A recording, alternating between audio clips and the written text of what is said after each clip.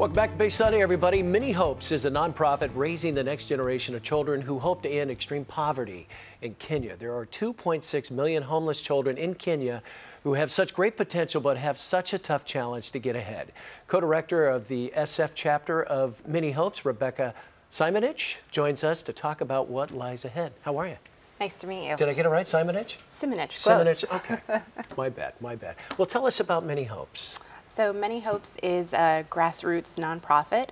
It started in 2007 and it has chapters in the United States and also the UK. Our San Francisco chapter has been here since 2011. And what we do is we help bring girls in areas of Kenya who've faced the worst forms of abuse on the streets, whether it be child prostitution, whether it be rape, whether it be they've lost their family to AIDS and they're orphans. And so what our organization helps do is bring them in, houses them, and provides food, but more than anything provides education, because food and housing merely helps them subsist. Now, do they stay in Kenya though? You're trying to develop a generation that stays to help the other kids there as well, Absolutely, right? It's all local. And one of the goals of our organization in working there is these will be young leaders who can create change. Right.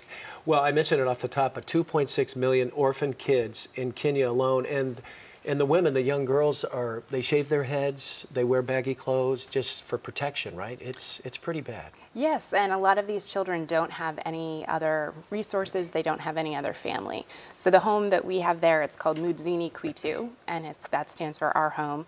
And we bring in girls who don't have any family to go to.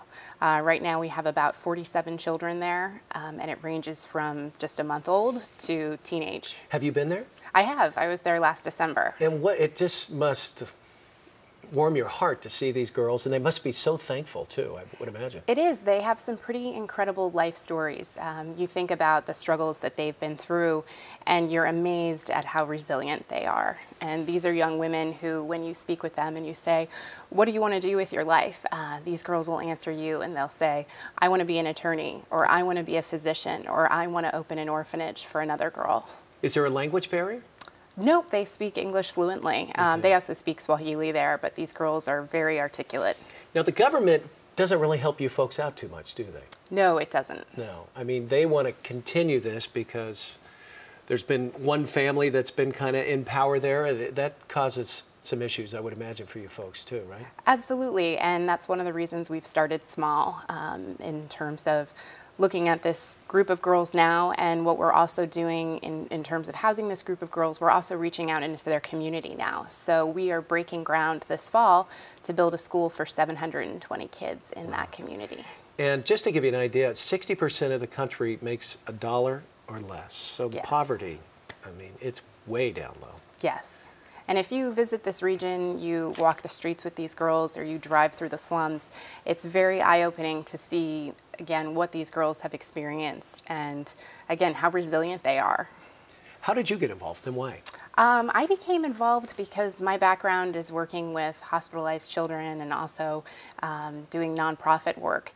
And I was very drawn to this organization because 100% of funds that raised go directly to helping these girls. So when I was investigating nonprofits that I wanted to be involved in, I was very moved by both the mission but also how it operates. And how big are you folks? You said UK, are you here? You're here as well? Yes, our chapter here in San Francisco is growing. We've been here since 2011. We're always looking for new volunteers.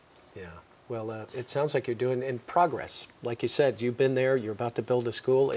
You're making a difference. It's got to feel good. Yeah, we look at it as an investment in these children's futures, because people that contribute towards this cause, these are children who 10 years down the road will be making the changes in their community. What's the biggest obstacle you guys face?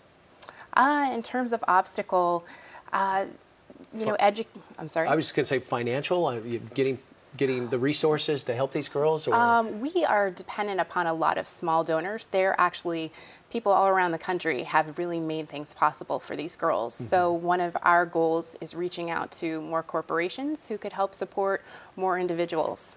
All right. Well, thank you so much for coming in. We Great. appreciate it. Thank you. And best wishes.